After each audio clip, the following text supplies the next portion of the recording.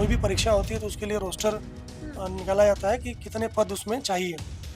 तो उस पत्र में यही मांगा गया है जिलों से कि जो 50% आरक्षण की व्यवस्था थी पहले, उसके आधार पे कितनी सीट्स बनती हैं। सीट्स हम लोग बीपीएससी को भेज दी है, लेकिन उसमें कुछ इंटरनल कैलकुलेशन करना है। शिक्षकों से भी जो आवेदन हो वो ऑनलाइन हम लोग पोर्टल से लेंगे, उनके विकल्प प्राप्त किए जाएंगे और पोर्टल के माध्यम से ही उनका ट्रांसफ़र क्रियान्वित किया जाएगा। उससे शिक्षकों को बहुत सहूलियत होगी, सबको पटना आने की आवश्यकता नहीं रहेगी और किसी को ये डर नहीं रहेगा कि हम पटना नहीं पहुँचेंगे तो हमारा ट्रांसफ़र नहीं हुआ। सरकार का कानून है, उसका जो आरटी एक्ट है और बिहार सरकार की जो नियमावली है, वो कहती है कि हर एक स्कूल में जो निजी विद्यालय संचालित है उसकी 25% सीटों पर गरीब बच्चे पढ़ेंगे। तो आवश्यकता इस बात की है कि हमारे पास उस विद्यालयों का डेटा हो ताकि हम अपने पोर्टल पर अपडेट करें और अभिभावक उस विद्यालय के लिए अप्लाई करेंगे। तो कोई भी विद्यालय जो निजी क्षेत्र में संचालित है उसको सूचना मांगे जाने पर सूचना देनी है। अगर वो सूचना नहीं देता है या फिर वो बिना सरकार की स्वीकृति के विद्यालय संचालित है तो उस विद्यालय के ऊपर 1 लाख रुपए का जुर्माना किया जा सकता है। विद्यालय सिर्फ डेटा कलेक्ट करा रहे हैं कि आपका जो अस्तित्व है उस अस्तित्व के बारे में हमें जानकारी दे दीजिए ताकि जो प्रावधान है आरटीई का उसको लागू करने में आसानी हो। नमस्कार, हमारा नाम है समरीन और आपने देखना शुरू कर दिया है लाइव सिटीज। देखिए, शिक्षा विभाग के प्राइमरी डायरेक्टर मिथिलेश मिश्र लगातार एक्टिव हैं। आप भी देख रहे हैं कि लगातार वो आदेश पर आदेश निकाल रहे हैं और पत्र पर पत्र भी जारी हो रहा है, जिसके बाद हड़कंप भी मच गई है। तो आइए फिर सीधी बातचीत मिथिलेश मिश्र जी से ही करते हैं। सबसे पहले बहुत शुक्रिया बातचीत के लिए। जी, सबसे पहले तो हम आपसे जानना चाहेंगे कि जिस तरह की खबर आ रही है कि प्राइवेट स्कूल्स को लेकर बड़ी खबर आ रही है, कहा जा रहा है कि अब तक 20,000 प्राइवेट स्कूल्स ने रजिस्ट्रेशन करा दिया है, लेकिन अब भी 8,000 स्कूल ऐसे हैं जिन्होंने अब तक आवेदन नहीं दिया है। तो क्या इन पर ताला बंद हो जाएगा, ताला लग जाएगा? देखिए, प्राइवेट स्कूल राज्य सरकार में कितने संचालित हैं इसका कोई प्रामाणिक डेटा किसी के पास नहीं है। हम लोगों ने एक निर्देश दिया है अपने क्षेत्र में जो पदाधिकारी निरीक्षण के लिए जा रहे हैं कि वो अपने सरकारी स्कूलों के निरीक्षण के साथ साथ प्राइवेट स्कूल भी देखेंगे और ये उनकी खाली संख्या पता करेंगे कितने प्राइवेट स्कूल उसके इलाके में चल रहे हैं। उसके बाद उन प्राइवेट स्कूलों के लिए हम लोगों ने एक फॉर्मेट विकसित किया ज्ञानदीप पोर्टल पर, जिस पर उन विद्यालयों को सिर्फ अपनी सूचना देनी है। उस विद्यालय का नाम क्या है, उस विद्यालय के संचालन करने वाले ट्रस्ट का नाम क्या है, उसके जो प्रिंसिपल या एचएम है उनका नाम क्या है और विद्यालय में कितने टीचर हैं और कितने बच्चे हैं। तो एक प्रारंभिक सूचना आ जाने के बाद ही हम लोग प्रामाणिक रूप से कह पाएंगे कि बिहार में कितने प्राइवेट स्कूल संचालित हैं। अभी जो डेटा हमारे पास है उसके हिसाब से करीब 20,000 विद्यालयों ने रजिस्ट्रेशन करा लिए हैं, तो उसका नाम, उसकी संख्या प्रामाणिक है और हमको आशा है कि करीब और 20,000 के आसपास विद्यालय होंगे जिसको हम लोग निरीक्षण के बाद उनका नाम पता चलेगा।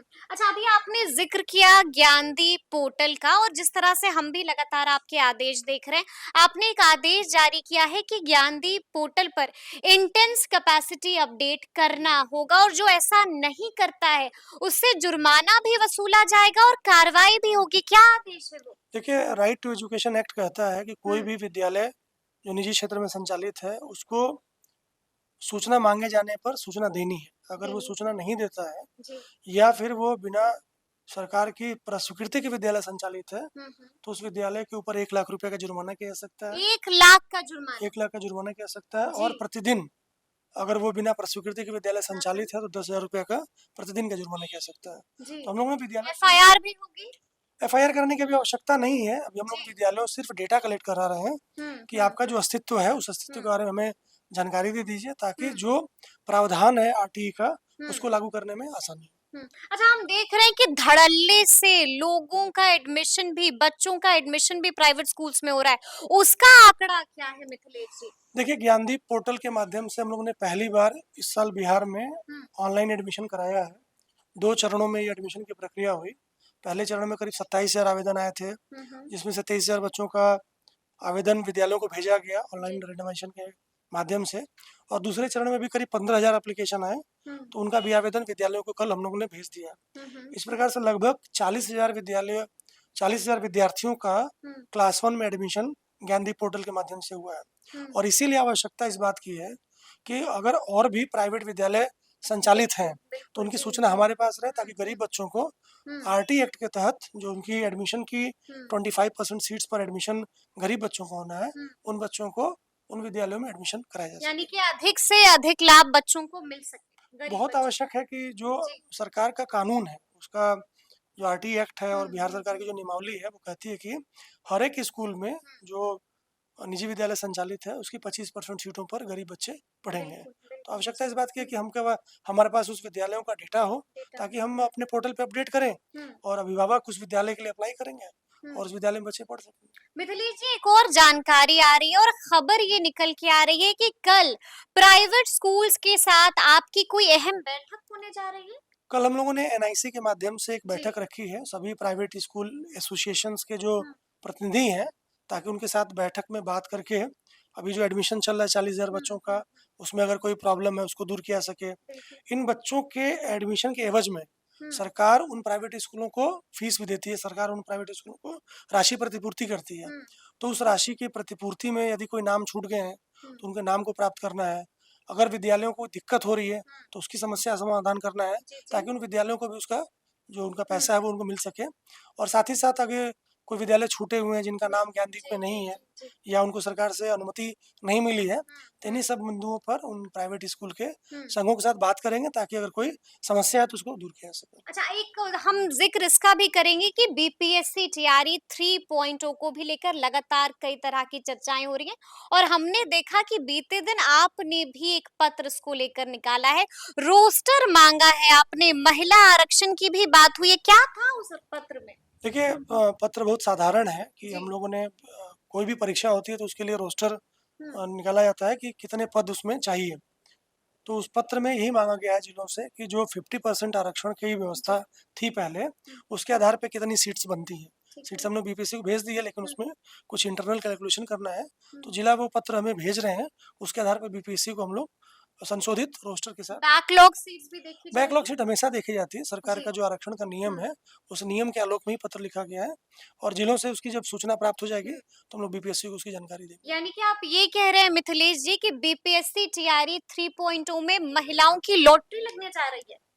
हमको इस तरह से नहीं करना चाहिए कि जी। जिस प्रकार से सरकार का जो आरक्षण का हम्म, नियम है, उस नियम के आलोक में जितनी सीटें जिसकी बनती हैं, उतनी सीटें उसको परीक्षा के बाद अलॉट की जाएंगी। रिजल्ट ओल्ड रिजर्वेशन पॉलिसी के तहत या न्यू रिजर्वेशन पॉलिसी के तहत आएगा? अभी जो स्थिति है, हम लोग अभी जी। फिलहाल रोस्टर पे काम कर रहे हैं। एक बार रोस्टर आ जाने के बाद हम्म, सामान्य प्रशासन विभाग के निर्देश के आलोक हम्म। में आगे कार्रवाई की जाएगी। अच्छा, एक आखिरी सवाल है मिथिलेश जी, बीते दिन हमने देखा कि शिक्षा विभाग के एसीएस एस सिद्धार्थ ने एक बड़ा नोटिस चिपका दिया अपने दफ्तर के ठीक बाहर और उन्होंने साफ साफ कहा कि शिक्षकों से ट्रांसफर पोस्टिंग को लेकर आवेदन जो है वो ऑनलाइन मांगा जाएगा। तो क्या आप शिक्षकों को ऑनलाइन आवेदन करना होगा? देखिए, किसी भी अच्छी व्यवस्था में ऑनलाइन व्यवस्था होने से लोगों को सहूलियत होती है। हम्म, अब हर एक व्यक्ति पटना कार्यालय में आ नहीं सकता है, उसका वहाँ छुट्टी लेनी पड़ेगी, बच्चों का भी हम्म, पढ़ाई का लॉस होगा, टीचर को भी दिक्कत होगी। और ऑनलाइन सॉफ्टवेयर बन जाने से, जैसे हमने ज्ञानदीप में देखा आपने, कि विद्यालयों से हमने डेटा कलेक्ट किया, बिल्कुल अभिभावकों से आवेदन कलेक्ट किया और स्कूल को भेज दिया, तो आराम से एडमिशन हो रहे हैं। बिल्कुल। उसी प्रकार से शिक्षकों से भी जो आवेदन हो, हम्म, वो ऑनलाइन हम लोग पोर्टल से लेंगे, उनके विकल्प प्राप्त किए जाएंगे हम्म, और पोर्टल के माध्यम से ही उनका ट्रांसफ़र क्रियान्वित किया जाएगा। उससे शिक्षकों को बहुत सहूलियत होगी, सबको सहूलियत होगी जी। पटना आने की आवश्यकता नहीं रहेगी और हम्म, किसी को ये डर नहीं रहेगा कि हम पटना नहीं पहुँचेंगे तो हमारा हम्म, ट्रांसफ़र नहीं रुक हुआ। जाएगा तो बिल्कुल। कम से कम जो आवेदन आ जाएगा, आवेदन के बाद जो स्थिति बनती है, उसके आधार पर निर्णय लेने में सहूलियत होगी। सहूलियत। तो सुना आपने कि क्या कुछ कहा है शिक्षा विभाग के प्राइमरी डायरेक्टर मिथिलेश मिश्र जी ने। कई मुद्दों पर बेबाकी से बातचीत रखी है और सब कुछ बता दिया है कि आगे आगे शिक्षा विभाग क्या कुछ करने जा रहा है। तो फिर ये पूरी बातचीत आपको कैसी लगी है, कमेंट करके हमें जरूर बताइएगा। तो ऐसे तमाम अपडेट्स के लिए ऐसे ही हमारे साथ बने रहिएगा और देखते रहिएगा लाइव सिटीज। बहुत शुक्रिया।